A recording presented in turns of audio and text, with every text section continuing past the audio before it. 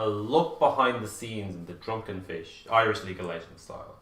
I don't think anyone wants to see what's behind the scenes in the fish. Okay, yeah, maybe you're right. League of Legends and live haircut coronavirus edition. Well, I'm not cutting my hair. Are you cutting your hair? No. We'll leave it. Jeez. Oh, I know. 80 carry coaching guide by David Williams. No. Really? No. You don't think like people? Okay. Like, do we really? How did we run out of ideas this quickly? Like, just no. Okay, no. I see how you're looking at me. Look. We do have one idea. Tier list is not happening. Too controversial. Winsy. Last time I said the letters X and J beside each other, all the Zoomer junglers just started reading at me. We're not doing it. Listen, okay. I have an idea. If we just make up some sort of scoring system and put it beside the players' names, people won't think it's bias. They'll think that we've done weeks and weeks of research into each and every little game they've played in the past 2 years. Okay. So you're saying Won't be biased. No abuse. we can get this done in 2 hours. Sure, we'll do it. 10 minutes. All right. Just go off the top of our head. Fine, I guess. Okay, you get the spreadsheet and the tournament results. I'll get the sticky notes and the montage music.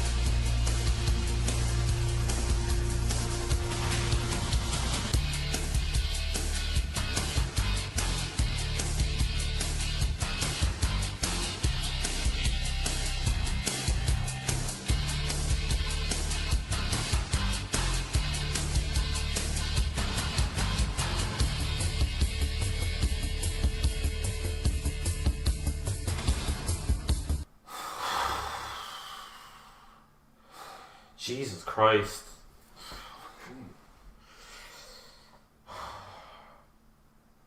How can people say this scene is dead when there's been that many tournaments? I've never had that many tabs open on my computer, Whimsy. And it was all Battlefy tabs. Yeah, there was. I mean, in fairness, a lot of that was Division 2, but we don't talk about that here, so. But yeah, I mean, at least, I hope people will appreciate the work put in, and won't be any flame. Are you okay, Kevin? It's okay, man. We'll get through this. It's okay. You finally got your tier list episode. Is it everything you? Yeah. Let's do this. All right, hello everyone, and welcome to the 5th episode of Catchup XP. We got a bit of a new setup here. Once again, I am David Whimsy Williams. Alongside me is my usual co-host, Kev, Blueberry Trainer, and no guest this week, as we have one that has been long anticipated. The tier list episode coming through from Kev here. And Kev, how you doing? I know you put a lot of work into this. My guess. I'm gonna lose a lot of friends off this tier list, and hopefully I'll make some. So, that's nice. That's nice. We decided. I think it's a good time because Super Series tournament is starting. We're also off the back of a rivalry as well. Even the Quantex Captain's Draft is another tournament, so we're kind of like at this a good point, I think, to just take stock of how everyone's doing in the scene and kind of give our thoughts as we kind of went over like historical performance in the past, but now we kind of want a review of who's hot right now. So once again, as stated, we are going to list the top 5 players in each roles, and I say we. I was supposed to deliver a tier list of my own, but just to kind of go over like the format, the point system that we're using here. I'll have it on the screen on the side. So things that we're ranking them by, it's out of 60 points for each player. We'll mention the point totals when they come up. But so their solo queue performance, a mix of peak rank and current rank, will be worth 12 points. Their impact on the game, and this is kind of relative to their roles, will be worth 15 points. So we scored out of 15. Their placement in tournaments will be worth about 5 points. Although I think you actually changed that towards the end. I think. Yeah, I kind of edited that in to have the amount of tournaments that they're entered as well, because the tier list was kind of getting skewed by people that had only entered 1 or 2 tournaments and done well. Yeah. So I think it's actually, So, okay, the list I'm looking at is a little bit different here. So I think it's actually solo queue is 10 points, impact 15, placement is 10. I believe Champool is also 15. Yeah, that's 13, and the first one is 14. Okay, actually, and then consistency is out of 20. Consistency is out of 20? Okay. Is it? No, it's 10. All right. Yeah. Whoa. So something like that. It adds up. With all this new stuff, we had to keep some of it scuffed at least. So our metric, it's out of 60 points. Okay, that's how we're measuring them. So I mean, like I said, once again, Kev kind of put the work into this. I was gonna try something else, but I couldn't get it done on time. I was a bit busy doing stuff. So so if you want to blame someone, it's Kev, not me. I'm just reading them out. All right, so we are going to start off with the support role. And we're going to go 1 to 5. Also, we have an honorable mention and an unfortunate omission for each of them. So our number 1 support here, scoring, I think one of the highest scores on the list overall, actually, I think about 55 points, is Munch. So, I mean, Kev, I think you had a couple of supports up the top of the list, but Munch, the clear standout. Yeah, Munch, honestly, has been the best support in the country, hands down, since Blaze stopped playing the game. And it was always a contention between those two. But he's performed consistently well in every single tournament he's played in. He's won multiple ice splits on the side of UCD, and also getting finals and winning rivalry as well. He's been doing really, really well. I think his champ pool is fantastic. His impact in the game is like insane. The amount of pressure that he puts on the map from his roams on picks like Bard and stuff as well.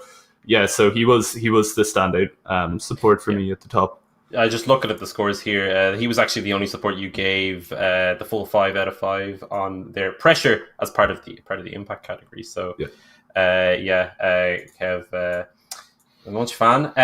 Behind Munch in second place, I could see chat read a little bit about this one. It is Mark Gaffo, getting 49 points.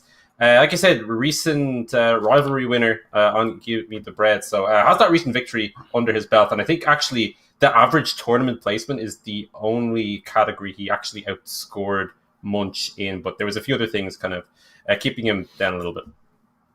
Yeah, so Mark Gaffo has only actually played 2 tournaments in the past year and a half, which is the time frame that we're using for these tournaments. Pretty much everything from DGF forward. Yeah. He had a QCon and he had the recent rivalry. Now, in the recent rivalry, he performed insanely well. Was a really, really standout player on his team, and especially like even the QCon prior to that, he wasn't even playing support; he was playing mid lane, but. Mhm. Support is his main role. He's not someone that's played a lot of competitive, but has always been rated, I guess, quite highly in the community because he's been consistently D2, D1 elo. And is just a really good all-round player. I'm really looking forward to see how he does in the upcoming Super Series tournament because I think, Munch actually isn't playing in this current tournament, and I think going into the tournament, he will be the best support playing in it. So I'd really like to see him, shine and kind of fill out those shoes and kind of take over.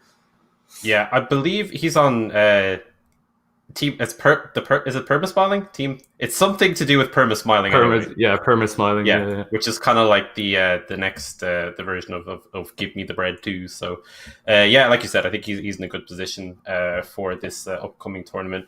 Third name on the list on 41 points, so a bit behind the top two, but still a pretty good score is Cute Blanket. One of the newer, once again, one of the newer supports on the list, especially when you kind of look at the last two that are coming in. But someone who I think has actually risen to prominence quite quickly and put on some good performances. Yeah, it was kind of hard to gather a lot of data on Q Blanket because he actually hasn't played in too many tournaments. I believe Irish Captain's Draft was the only time that we did get to see him, but he did look quite promising in that tournament. He's been consistently high elo, playing a D1 level for the past 2 seasons. Even like looking into his champ pool, he kind of opts for the more enchanters, kind of like Janna. But yeah, he seemed to be a really like well-rounded player. I hadn't seen too much of him because I actually wasn't playing in that tournament, so I had to go back and watch some old VODs and also just take a look at Battlefy scores. That's what I did for all the players. You actually have no idea how many Battlefys I went through in the past 2 weeks. Like, dear God. I found tournaments that I didn't even know existed, but he was a really solid all-round player, and I feel like he fit quite solidly into the third place. I feel like his solo queue consistency was definitely one of the factors that kept him in that third place. Yeah, I mean, just looking at kind of the average scores you gave him for each of the different categories, seems to be pretty good all around. The one thing that it does actually fall down on, I think, maybe especially compared to the top two, is those tournament placings. But who knows? I mean, more tournaments, maybe we see more out of them in the future. Looking at number 4, the man, the myth, the legend, Dirty Threshy, coming in. I know a few of the people in chat will be happy about that. I mean, looking at the range of scores he got across the 60, it kind of shows the wall of consistency. Some parts maxed. I think that peak rank thing, he's maxed out compared to the other people. And then you've got things like the tournament entered. A solo queue consistency is one as well, where he kind of falls short. So, but enough positives to put him in fourth. Yeah, I mean, one of the things that really put Dirty Threshy up there was the fact that he has Hitmaster tier, which a lot of the supports on the list haven't done, apart from Munch. So he's Hitmaster tier twice as well, which, goes to show that he can play with the meta and get up there. He was playing in the recent Quantex tournament. That's the only recent tournament that he has played in. And, he was drawing a lot of bans in those games and really had some good standout performances on picks like Thresh and Pike, and, had those champs then in turn banned away from him, and you could really see that he was putting in the work in lane to team ahead and ultimately win the game. So, for me, just sits in a fourth. It's, I mean, he's wild. I think that's the I don't know how you describe his support play. Like I said, he has things like hitting master tier. He's won a bunch of tournaments in the past as well. It's tough to always put him too high up in these tier lists, but I mean, still definitely good enough to warrant a spot. And then in fifth place on 35 points is Kappa. Like I said, he's someone who kind of, I mean, especially now that Frosty are playing more together, I could, if they have more good performances, I could see him making advancements on the list. Kev, what impressed you about Kappa enough for him to make the top 5? That was the main thing, what you just mentioned there. So he had quite a rocky introduction back into the scene. I know he played before, but playing in Captain's Draft didn't do too well in those games. But ever since the old Ferocity roster kind of got together, he's been performing consistently really well in these games. On picks like, Nautilus Thresh, he's really putting in work in these games, like absolutely destroying bot lane on picks like Nautilus, as I said before, and even drawing some bans there as well. So I think, as he said, he kind of takes a hit from the earlier performances in Captain's Draft, but I feel like that was him just kind of adjusting back to the game. And I feel like, as you said, he will climb up as things go on.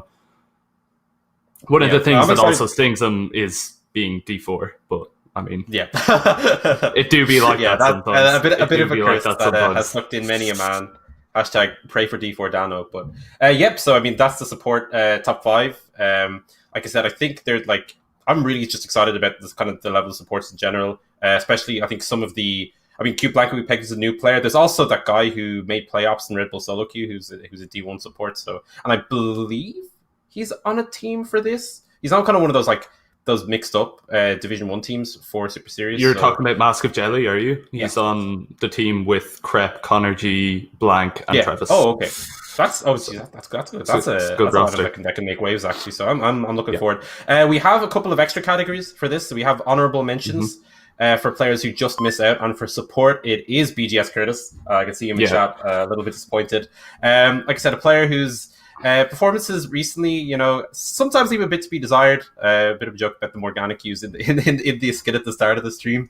But like, once again, a consistent player who puts in the effort. And I mean, top 4 in the most recent rivalry tournament, nothing to be overlooked.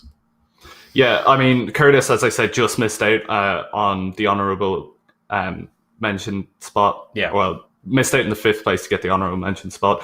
A big thing for me was the consistency in his performances.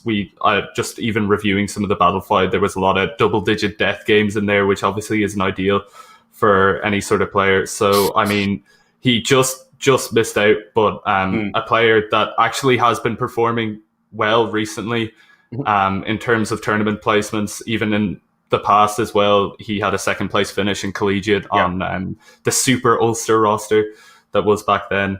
And I think actually one of the things to, I guess, note is that he hasn't played as much solo queue this season as he had last season when he was consistently D3. This season he hasn't played as much. So maybe if he puts more games in, he'll climb back up the ranks. But yeah, it'll be interesting to see if he can nab that spot back in the Super Series tournament. We also have an unfortunate omissions category for players who really do belong. An unfortunate omission is Blue Bullberry, who, he couldn't really put himself on his own tier list. No. I would ask him, Kev, where would you put yourself? Realistically or unrealistically? You can approach this any way you want. 8th. I put myself 8th because I play Yumi now. I play Yumi Whimsy. But you put Mark Gaffo second. You put Mark Gaffo second. I play Yumi. Yeah, but he plays Bard. He plays Bard as well, which is just a Smurf champ. So, I mean... Okay, all right. I'll cancel that to Yumi. All right, so that is our support list. Next, we're going to move on to AD carry. And I think you guys are going to have feels at this list. There's a couple of players who just haven't played in tournaments over the last year and a half that we could include on the list. But, So, the two standout ones for this is Das Nesty and Devils. Obviously, both really high elo players and play for really good teams, but we just can't put them on the list if they haven't played in a tournament. So, playing tournaments, guys. So, of course, once again, back as the number 180 carry in Ireland, it is Kevin Mann. He's going to be thrilled with that one. But I mean, looking at his breakdown, I am seeing a lot of 5s out of 5s in different categories. So clearly, he's doing some things right in the games he's playing.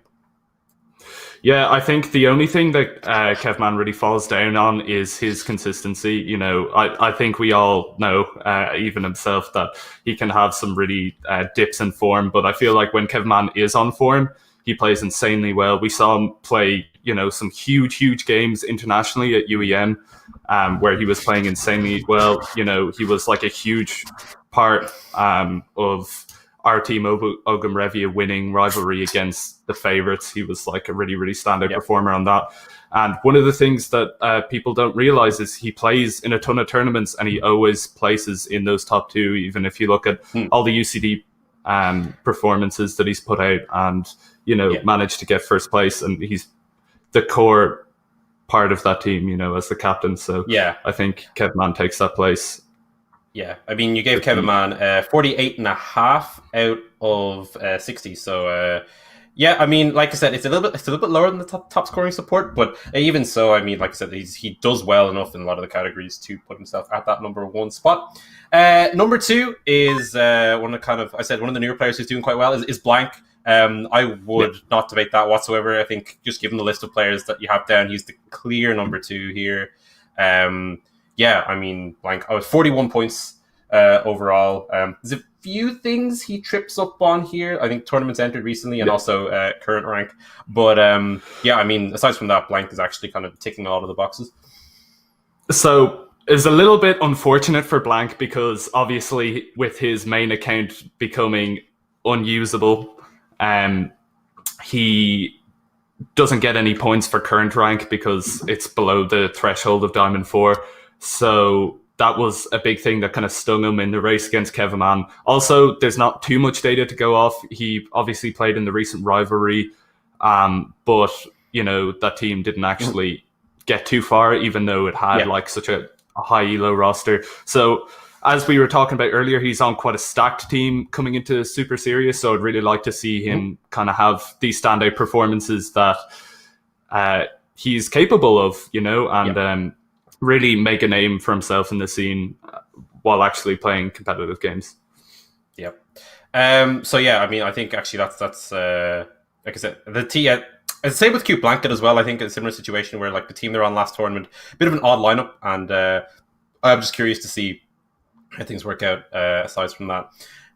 All right, so moving on to this is where Kev, I think this is where you're in danger. Our third AD carry is VexJ. I mean, someone who was not necessarily the most experienced AD carry, but 35 points on the list. Once again, just doing well enough of these categories across the point, especially on things like, I mean, consistency would be one I'd imagine he'd do quite well on, and just also overall experience as well kind of helps him out in that regard. So one of the you did mention he's not super experienced on AD carry, but what he lacks for in that he makes up for in overall competitive experience. And you can, I guess, see that in the way that he plays the game. He had some really, really good performances on this new Ferocity roster that we were speaking about earlier, as well as taking first place in the Irish Captain's Draft on Rengi's team. Although that was in the mid lane role, it shows that he can flex to these different roles and pull out some really big performances. And even looking back at the Battle of Phi and the damage graphs and stuff, you can really see that. Yep. I mean, it's 35 points is enough to get you in the AD carry thing. Like I said, I don't want to flame the role too much, but I think that the points requirement for this is lower. But I mean, like I said, he's doing well enough, and I mean, if he keeps playing AD carry for Ferocity, like that's probably just a good environment to be kind of developing in that role, especially with some of the players on the team around you. Fourth AD carry is Ori. So he's someone who has been doing quite well. Is like recently, kind of just been slowly building up his reputation here. And one thing about the, like I said, I think the level of play that we're seeing out of him is kind of the gating factor. But once again, he's on a team that also top 4 recently in rivalry, so he's in a good system. And another player that you definitely had at a level to make that top 5. So my reasoning for this is I feel like Ori and Curtis kind of work really well in tandem, and you could see that kind of on the current, well, I guess previous rivalry roster and current one going into Super Series. I was actually really surprised when I went back through the battle files. I thought that Ori had played in a ton of tournaments, but it turns out he's actually only played in 2.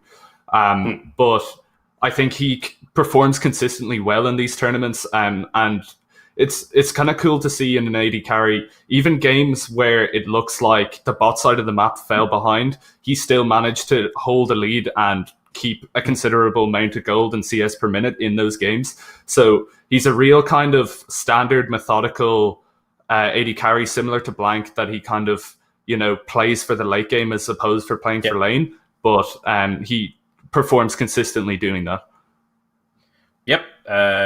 Like I said, he's kind of a good piece in a team like that, especially I think if you put him on a team where the lanes are doing well. That always helps when you have that late game insurance AD carry. I would like to see, like I said, more out of him, maybe a more rounded game from Ori, something that can really compete with the AD carries that are that step above him. But for the moment, I think he's doing well enough. Number 5, very close to number 4, actually, on 31.5 points. Ori was 32, is Annihilation. So he makes the cut there.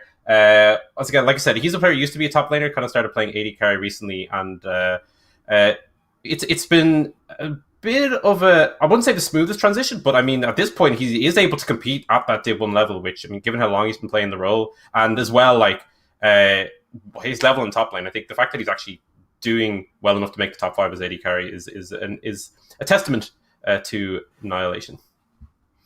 Yeah, I think, as you said, it wasn't exactly the smoothest transition when he kind of changed roles at first. I always held for a long time that he was a better top laner than he was an AD carry, but kind of we've seen in recent tournaments on the DCU roster, obviously before he graduated, he had some really, really good standout games, especially on picks like Kai'Sa. He could really, really take the game into his own hands and actually carry those. So yeah, for me, Annihilation is like a clear 5th on this list. Yeah, so those are our top 5 AD carries. Like we said, there's some ADs that we like to see play these tournaments that we can't quite put in. But even so, I mean, it's still a good pool of ADs when Dano isn't also, like, swapping roles to it. Moving on to our honorable mention. Words are tricky. It will be Disco Drunk. I mean, he hit D2. Our not so honorable mention. I mean, he hit D1 actually, and he was consistently D1, D2 last season. And I mean, you can say whatever you want about season 9, whatever, but he actually had a ton of really, really good Jhin games when he was playing. He hadn't played too many tournaments from what I was looking at, only the collegiate split where Ulster got to finals, and of course captain's draft where he's a captain for his team, where his team actually won more games without him than they did with him. But in the games that he was playing for those teams, he did have some really, really good performances on picks like Jhin, Ashe, and Sivir, and especially in that collegiate sprint on Ulster, had some really good games there as well. So yeah, he does also live with us, and I heard the reaction downstairs when that popped up on the stream. So there is that. Our unfortunate omission is, and this is where I really question your metric, Kev. It is OBK99, the man who solo killed your number 1 player on the list. So I mean, true. Like you have to justify this, Kev. Like, what's going on, really? So okay. So the only reason OBK99 isn't on the top of this list is because solo queue is a factor. If solo queue wasn't a factor in this list, he would just have like. I'd even, give him extra points in every category because he's just such a good player. So I mean, the kind of like the rigid point structure you applied, it can't really quantify just a being, an entity like OBK99 and the way he plays the game. So I mean, it would be strange to even try place him and try kind of fit him into that thing. So there's the 80 carry list. All right, so let's move on to the middle lane. And once again, this is where we get some big names coming in. Very, very close race to the top. But our number 1 with 55.5 points is Disco Dano. I mean, this, like I said, the man of the moment. He's been winning tournament after tournament. Maybe not Red Bull. That was a bit of an unluck. Ran into the Rengi Yi. But I mean, in terms of the 5v5, he's had a blistering start to 2020. Yeah, I mean, if you look at, as I said, all the tournaments since DGF, he's been performing insanely well, both in national leagues in Ireland and in UK. just been playing insanely well. Probably the best mechanical player in the country, I would say, from what I've seen. Has like a fantastic champ pool, really can play to his win condition and take over games, draws bans. He's that kind of all-rounded, scary mechanical player that if he gets 1 or 2 kills at the start of a game, you're starting to shake in your booties. Yeah, I think especially now, given the recent form he's shown, he's shaken a lot of the consistency issues that maybe would have plagued him in the past. He's a lot less prone to a few of the dodgy performances that would sometimes creep in. They might still be there, but I think at this stage, he's so good when he's on form, and even then he can still deal with it usually when he's maybe having not so good a game, that it works out nicely for Disco Dano. Half a point behind in second place is BB Muffin. I mean, I think if we're looking at a peak rank, you gave him extra point for that. Like he got a lot for his solo queue performance. Him playing in Irish tournaments, missing out on it, was eventually what kept him back. Also, you have Dano ahead of him in a couple of the extra categories. So clearly just valuing the play out of Dano a little bit more. So a huge solo queue performer, hitting challenger this season, is currently master tier. Hadn't played too much Irish tournaments, only the raid skirmish on Phelan and also the DGF was the only other two. So we actually haven't seen any recent performances. Both of those tournaments were a long time ago. But from knowing the player and I guess kind of seeing him play, I know that he kind of suffers in a champion pool aspect as opposed to Dano. Can, I don't know, opt to more questionable builds like full tank Rise. But yeah, I feel like overall he just doesn't have as much like pressure on the map as Dano would. I think Dano is like, he has like a lot of missing pressure and just a lot of sideline pressure that maybe BB Muffin falls slightly short on, and that's why he just falls behind in this category. I think he's a really good player, and it's like I said, I would Kev's tier list, but I would probably have Dano first as well, just based on kind of the fact that we are scoring the metrics off of these Irish tournaments. He's been doing the work in those. Third place, kind of sitting a little bit behind them on 48.5 points, is 1000 Clouds. The man who forced Dano to another, or you say forced Dano to another role. Dano's a multi-role talent. But even so, another player who's kind of popped up recently and actually has been very impressive in terms of the newer names that have come in. Yeah, so we've seen 1000 Clouds on, I guess, 2 rosters, on the DCU roster for Collegiate and also on the recent Give Me the Bread 2 that won Rivalry, and was performing insanely well in all of those games. Had some really standout performances on picks like Zoe, Syndra and the likes. And just an all-round really, really solid player. It was actually nice to see this player and the next one after each other play against each other, because it was quite good. But I guess we'll get on to the next pick and then we can kind of discuss them both. Yeah, the fourth pick on 44.5 points, so a little bit behind, but still up there, is Cramp, who, once again, another player who's kind of role swapped sort of recently. I know that there was a whole thing about who between himself and Kevin Mann would play mid for UCD. Cramp has moved to that mid lane role, and recently making that rivalry final, showing that he's capable of making these deep runs in these tournaments, now playing in that mid lane. Yeah, so we got to see these two match up quite a lot, and like they're quite neck and neck for me for third and fourth place.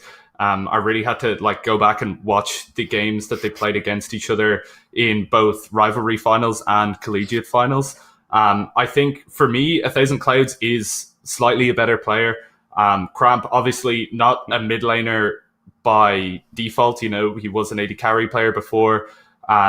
And kind of, I guess, suffers from that in the sense that he doesn't have maybe as good as a champ pool as 1000 Clouds does. But yeah, it was really, really good to see these players go neck and neck in that mid lane matchup. And hopefully we'll get to see both of them play more and kind of compete to get themselves farther up the list.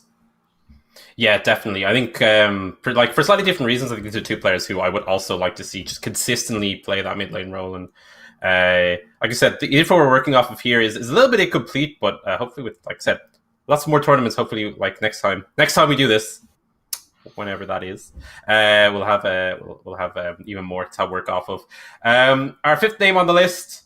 I can see some flame in chat regarding him, but he has made it to the top 5 at least. Starkey Boy, 40 points out of 60, and I think actually, if we are looking at the players as part of this recent ferocity resurgence, I would actually have Stark pegged as kind of the biggest factor in that. Yeah, I think Stark has been huge in bringing this ferocity roster back, and you can even see that in the form of Hell was playing mid lane at the start of the tournament, and they swapped Stark into playing mid lane then to like pick up the more carry role, and I think he has been like having some standout performances there. We've seen him on this ferocity roster, we saw him in other tournaments previous to that, and yeah, just an all-round really, really solid player. I think, as we said, we want to see more of this ferocity roster play and kind of get back into form, and I think he's the main key to that roster. So yeah, and we got to see him on LAN someday, because that was always where he shined the most. All right, so those are our top 5 mid laners. I think that's a category that I think said quite impressed with the top, but even then, still running out. There's still some good players. Honorable mentions. Actually, going to do 2 here, because I forgot to send off the graphics correctly. So one's going to show on stream, and it is Rwanda's. Yeah, like I said, a kind of a new player. I believe he was Resolve mid in the most recent rivalry tournament, unless I'm misremembering that. Yeah. So, yeah, and a player who I think good, kind of just keeping things control, keeping things calm in the middle of the map. Kev, what do you have on Rwanda's? Yeah, so Rwanda's had some really, really good games in the previous tournament. One of the things that I guess that kind of made him fall behind was the fact that he hasn't played any solo queue this season. He's unranked. But yeah, even I remember at a very early stage when he kind of first came into the stream, I watched it, or first came into the scene, I watched a lot of his streams just as a lurker, as I tend to do. And he's a really strong mechanical player and plays this kind of niche champ pool that forces bans, but might not necessarily be meta. So I feel like that was a big factor in Resolve getting so far in the last rivalry tournament. Yep. Our honorable mention, who's not on the list, someone in chat has pointed out, is Travis. Like I said, he's kind of like with the resurgence. I think it has to be noted, especially after making that Red Bull solo queue final. Once again, a player who is also competing in the upcoming SST as well, and I think that's going to be the real test as to where Travis should end up. Yeah, so we can obviously see from the Red Bull 1v1 that he is quite a strong player, and for those of you that weren't around in the old ILOL days, he was always a great player back then as well. I guess why he falls into the honorable mentions as opposed to being higher up on the list, which he easily could be, in my opinion, is the fact that he just hasn't played enough tournament games. And as I said, I hope to see that out of him coming into the Super Series. I think he's going to be a really, really big standout player. He can really take it to the other mid laners on the list. So yeah, I think it's just a matter of him actually playing some games and showing that he still can compete in the Irish scene.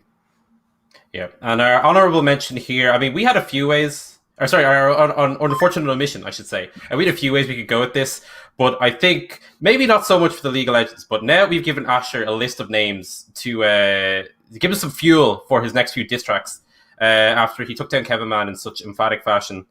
He'll top 5, destroy anyone in lane with his bars. With his bars, yeah.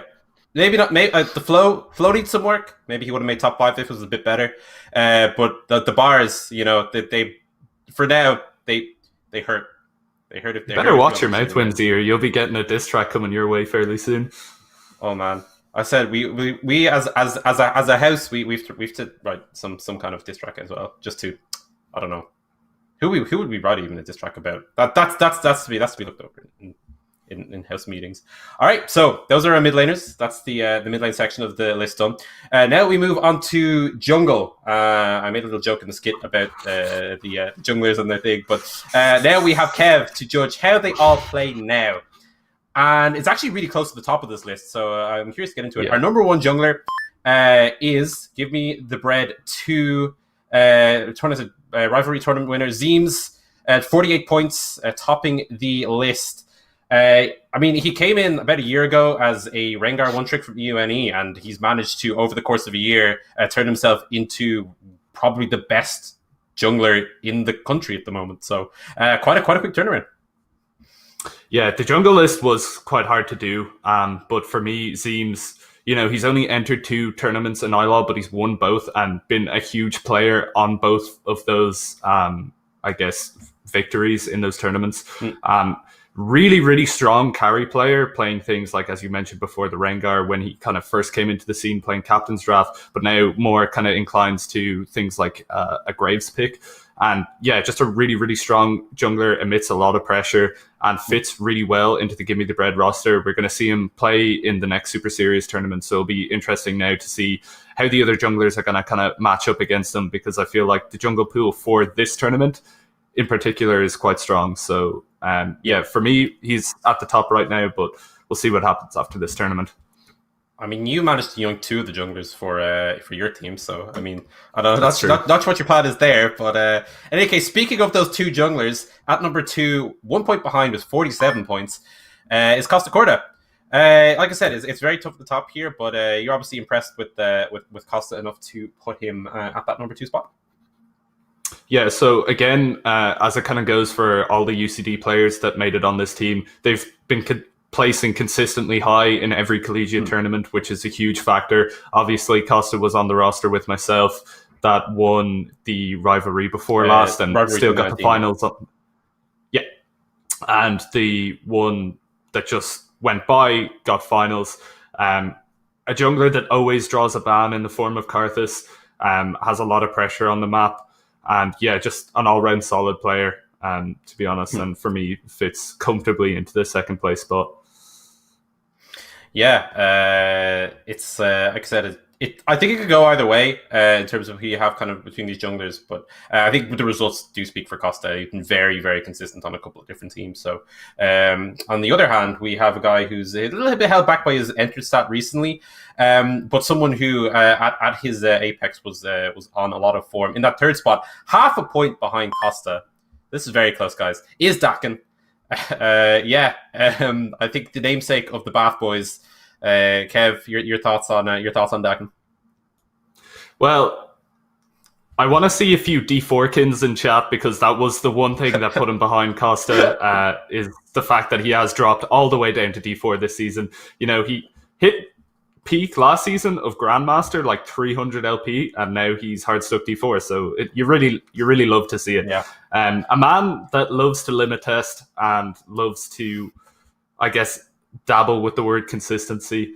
But I think when he is playing well, he's a real force to be reckoned with. And I think anyone watching this stream right now should be scared of the Costa Corda Dakin flex that can come out of the Bath Boys coming to the Super Series tournament, because he does play Evan. He does play Evan. Kev picking up warning his team. has been sent out. Kev picking up his team. I mean, we'll see. we'll see how that works out. I'm curious, I'd say, by what you guys try with that one. So moving on to our number 4 spot. This is where kind of there's a bit of a drop off, but after that, on 37.5 points, it is Connor G 1, 2, 3.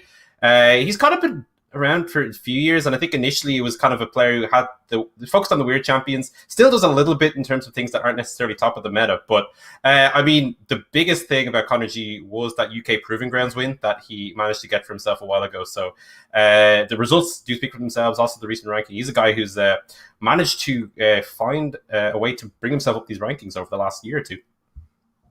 Yeah, so for me, Connor G is a really all-round solid jungler, and one of the things that was really limiting him as a player was his champion pool. He tends to only play, well, Rek'Sai, and then things like Nunu, these kind of like tank engage kind of junglers, but he doesn't seem to have much flexibility when it comes to switching to these carry, I guess, or assassin junglers that the junglers higher up in the tier list do.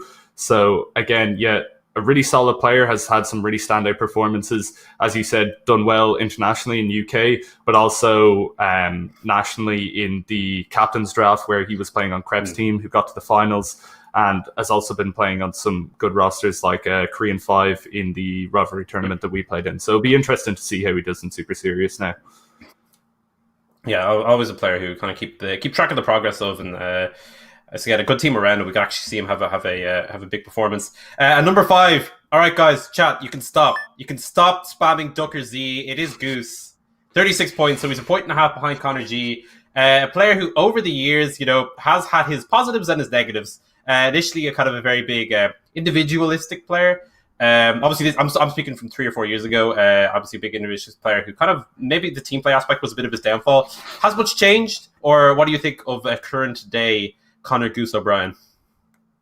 So it's kind of hard to tell, and that was the issue with, I guess, ranking him on this list. The only tournament that he has played in recently is the Quantex tournament, which, in his own words, he played perfectly every game. So. Yeah, I mean, it's kind of limited data to work with right now. I don't know if he's actually going to be playing a lot in the current team, because I think he's playing on a sub for Permasmilings, but it would be nice to see him get a couple games and see how he actually ranks up against these junglers. He's been consistently D3 for the entirety of the season, and it's not like he's not playing games, like he's holding down that rank. So I think he could easily move up, or well, he could easily be moved up this list if he played in more tournament games, and we actually saw him match up against these different junglers.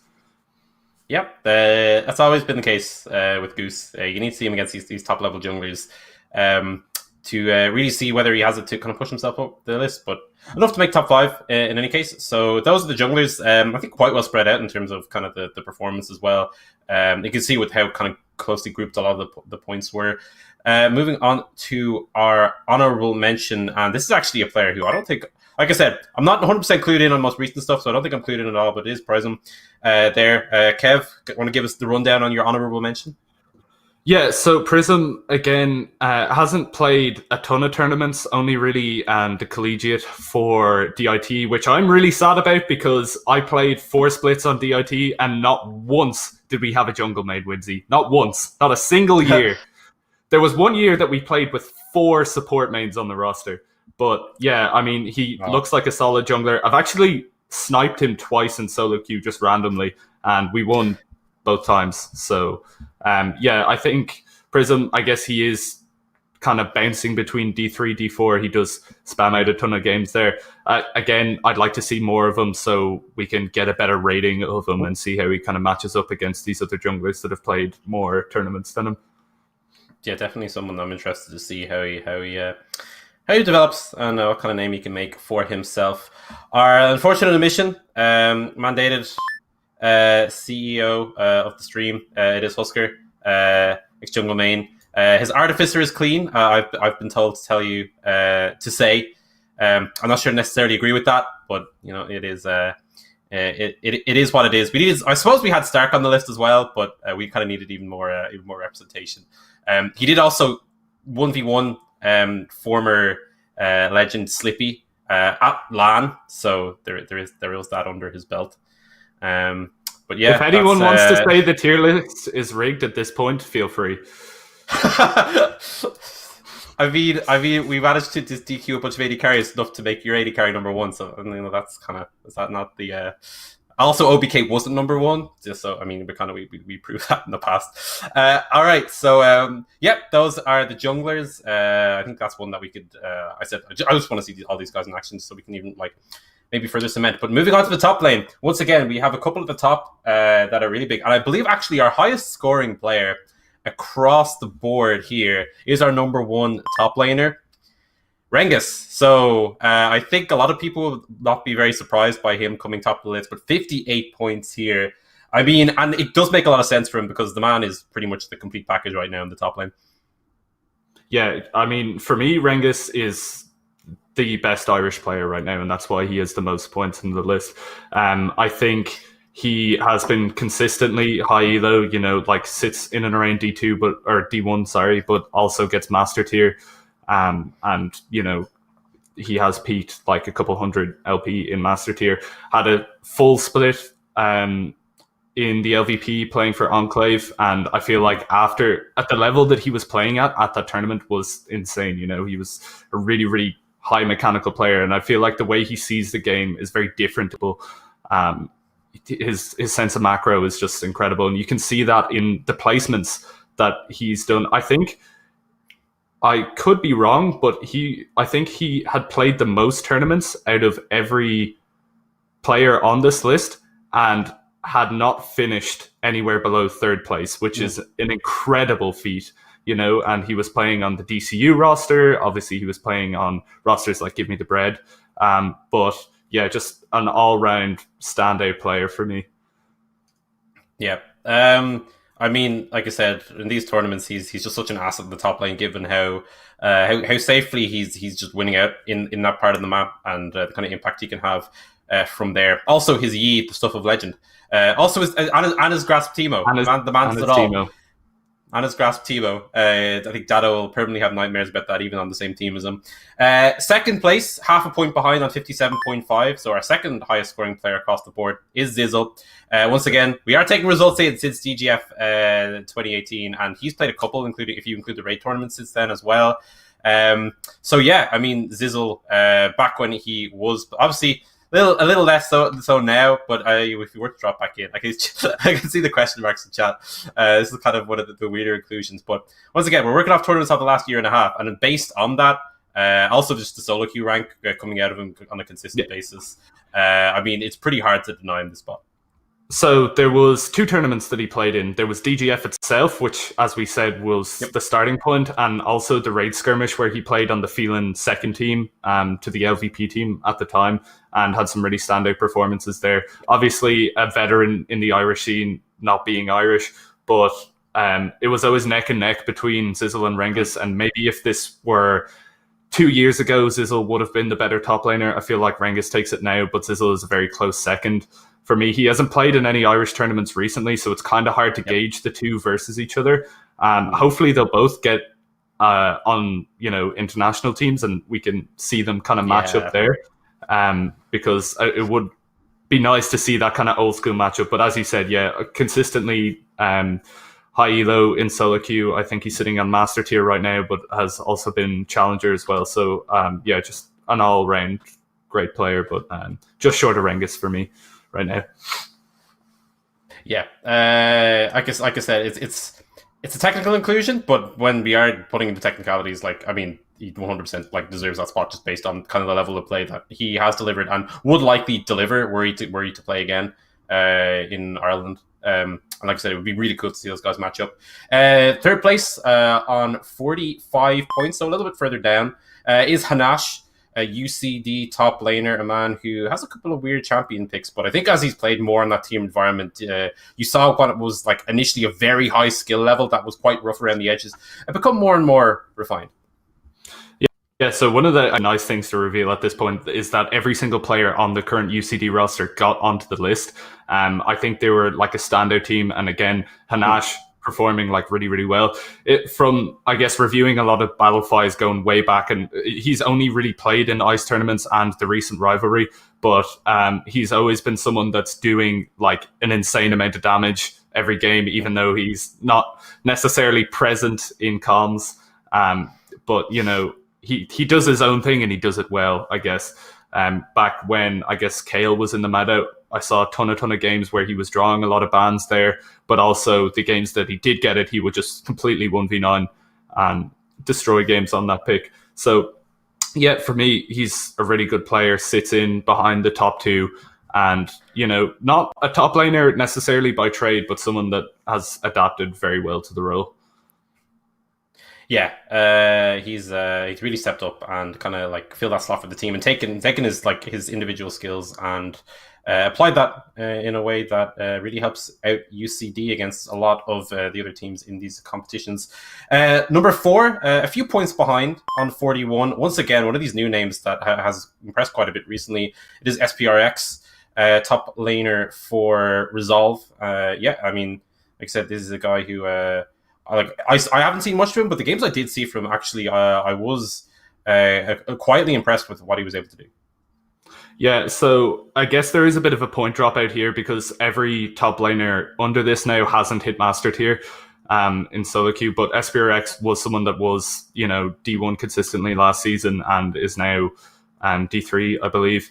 I was the same as you, Whimsy. I actually hadn't had too much experience with the player because he hasn't played an awful lot, but what I did watch back of the VODs that he games, or of the games that he played insanely well. And I even going through the damage graphs, I'm pretty sure I'll have to double check this, but I'm pretty sure he was highest damage on his team every single game in the current rivalry tournament. A huge player for this Resolve roster. And I remember speaking to Ori recently saying that, he was really upping the top side of the map in that team. And I could really see that while reviewing these games. Someone that looks like created his own lead in lane and then just really snowballed on these carry picks like Camille, and also drew a lot of bans in that way as well. So, really solid top laner for me. Yeah, a big asset for Resolve to have on that side of the map, and I think he actually works really well with the team, which is great for them. A lot of Resolve players making it too, which is good to see. Number 5, there's a couple of big top lane names that haven't been included, but here's one of them. Crep sips onto the list with 39 points. The Smork himself, big man in the top lane.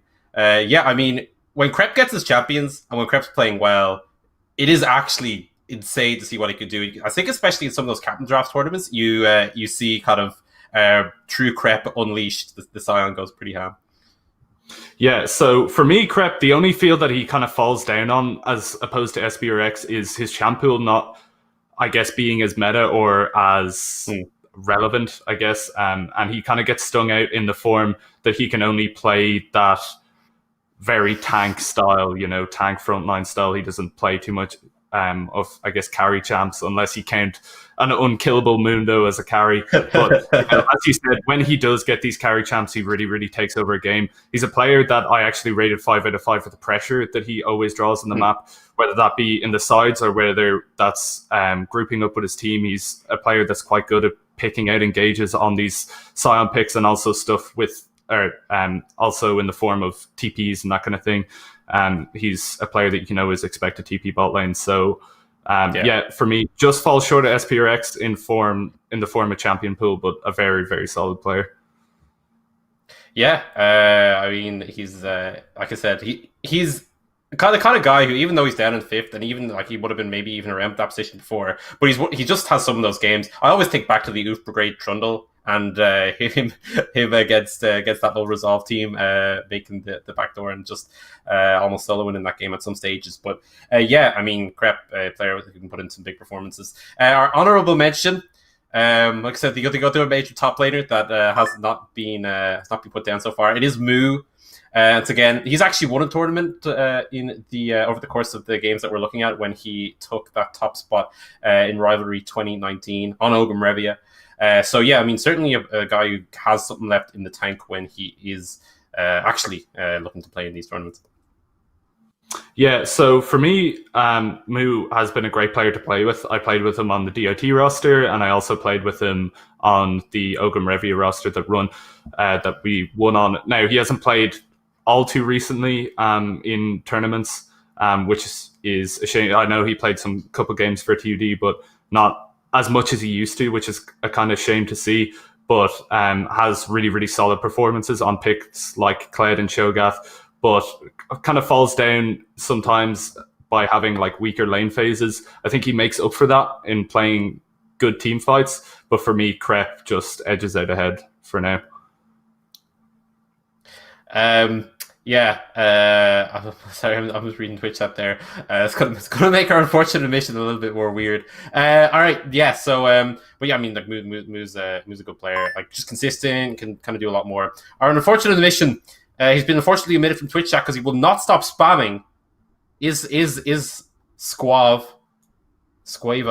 Maybe we should just omit him from the unfortunate admissions. Yeah, he's going to get a bit from unfortunate admissions as well if he doesn't stop with the spam. But I mean, thank you, Andre. The quick thinking, no unfortunate admissions to the top lane here. He could have done it, man. He had the bow tie, he had the multi-roll, He had the partnership with OBK, everything in his favor, but he's just gone and spammed it all away. He's just gone and spammed it all away. That's what fell short at the last hurdle. But literally, he was like, he got over the hurdle, then went back and fell over it. That's what happened to Squab there. But that's it, guys. Those are the tiers. Kev put in a lot of work into that. Any major overall thoughts on the tier list, especially now because I've been seeing some of the reactions to it. So I guess one of the things that I would like to highlight before I start getting a load of abuse, that this is quite subjective. I tried to go off as many facts as I possibly could, stuff like rank and placements in tournaments, but at the end of the day, there are going to be some subjective bias, I guess, beliefs when it comes to stuff like impacting a game. There was even sources that I feel like really make up a player in the terms of mental, shot calling, bringing to the draft, but we don't really have a reliable source of information to, I guess, rank players based off that. So we kind of had to avoid those. But yeah, honestly, I'm happy with how the tier list turned out. And hopefully after seeing most of these players play in Super Serious, maybe we'll do another one and see how the players kind of rack up after then. Because I think a lot of the players on this tier list will be facing off against each other in this upcoming tournament. So it'll be interesting to see how that goes down. Yeah, definitely. That's tournament that, like I said, I think the timing of this is good. We catch it at the end of one or two big tournaments and at the start of another. So we'll see how correct Kev is and how not correct I was, because I didn't do anything for it. So but that's it, guys. Once again, we're going to go to Twitch chat and also chats on Facebook, Twitter, and YouTube, as we are streaming on all of those platforms today.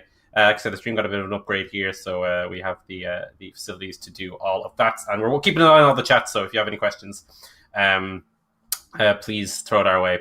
Preferably not too flamey regarding the tier list, but you know, that's what it is. But yeah, once again, while we're waiting for the questions to come in, if you want to follow myself on Twitter or Twitch at David Wims, and both. Kev on Twitter is at Blueberry. Put an SG_ in front of it if you want to follow him on Twitch as well. We stream sometimes. It's pretty cool. Would be appreciated. Also, make sure you guys follow the channel, subscribe to the channel, support the channel, because like I said, putting on they host the show. They've given us all this new stuff. Massive shout out to the producer Andre, who has put in a ton of work today to get everything ready for this stream, especially with the new assets and stuff. Working out really cool, and I like the new aesthetic quite a bit. So yeah, any questions coming in? I can see them about the tier list. Actually, I might throw this one to you, Kev. Razor, I think one of the emissions from the thing overall. I just want to say explanation, but just any kind of thoughts on so for me, there was a couple things that Razor fell short on. One was obviously champion pool. We know he's an exceptional Eve player, but and maybe Nocturne as well. But apart from that, his champion pool kind of falls down. I feel like he loses a lot of value as a player from that. Another thing that stung him was his placements in tournaments. And I think the Maynooth roster that was doing quite well in Collegiate was back when they had XJ and Voina. But obviously those two don't play in the team anymore. So Maynooth have been having, I guess, less and less successful experiences in those tournaments. So he kind of just dropped off the list a little bit short. But I mean, it would be nice to, I guess, see him again in upcoming tournaments and see how he kind of faces off against the people that I've listed. I think he's kind of like, he's got that history, and I think the tournament performances sometimes just let him down a little bit and kind of undercut the ranks that he hits. But I mean maybe he can prove us wrong coming up next time. Once again, I can see people asking. Honk Fudge is another name that kind of missed out on. I think he's like Ray without even like the history. I had to say, sorry, just Andre said in my ear, and I couldn't actually hear what he was saying. So, what were my points, Mom? Says Witchfire Hex. I don't know Witchfire Hex points total. I did not do points. Because we don't have points. Yeah, so I did about 6 6 or 7 players for each role. And one of the things that will sting a lot of players, if you're not at least D4, then you kind of, get dropped off pretty quickly. Especially, I feel like the jungle pool was actually quite stacked, more stacked than I expected it to be. Because another one of the players that I guess we kind of missed out on for jungle was J234, who has played like 3 games, I think, total. He's like someone who was master tier, is currently sitting at quite a high rank at D1, I believe, but he only played like 3 games, I think, in Quantex and ran them down. So as a D1 player. So I mean, I guess it's kind of hard with the pool of players to rank everyone with, I guess, the time that we have as well. So yeah, like it was quite time intensive. As you said, you had like pretty much all the tournaments over the last year. Kev's kind of been scaring through for the last couple of weeks and getting all the stats, doing all the research. So I want to say massive props to him because a ton of work went into this. I know we memed about it being the last idea, but it was actually more just a case of kind of the build up towards it was necessary. So huge props to Kev. I saw one there. I saw Ty giving out about his rank because he hasn't competed in tournaments over the last year. Literally, the answer to that question is yes. You have to have competed in a tournament since DGF to have made it out. So you kind of just missed with collegiate and stuff, but big oof. There was one there I missed. I mean, I'm just seeing people name there's like Extosion. Insanely Sin player. That's the only thing I'll say. I mean, Lee Sin, Thresh, like the flashiest champion in every role, and only that champion. Take them off of it and a bit dog. Kevaman1 asks, why was Kevaman number 1 AD carry? 2 words, by default. I mean, we kind of said, just watch back to the VOD. We went through it. I think that's most of the questions here.